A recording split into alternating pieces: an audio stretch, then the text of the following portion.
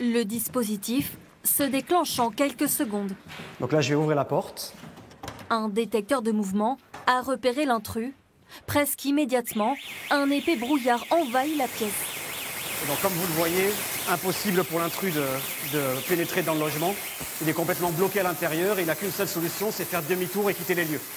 Voici le nouvel outil de cette société de sécurité privée, testé ici dans les locaux de l'entreprise à Toulouse. Une fumée accompagnée d'une alarme et d'un flash lumineux, eux aussi très dissuasifs. L'objectif, empêcher d'éventuels intrus de s'installer dans les immeubles vides. Alors c'est un produit absolument pas nocif pour la santé humaine, c'est le même produit à peu près qu'il y a dans les cigarettes électroniques.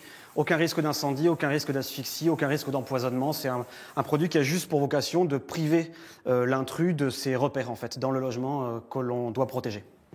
Coût de cette fumée anti-squat, 100 € par logement et par mois. Une dépense nécessaire pour le bailleur social de cet immeuble. Il prévoit de l'équiper d'ici quelques semaines.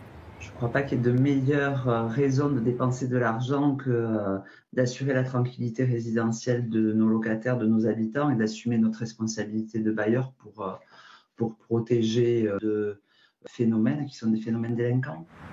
Ce nouveau dispositif est-il légal ? L'entreprise et le bailleur social assurent que tout est fait dans les règles. Cette avocate n'est pas du même avis.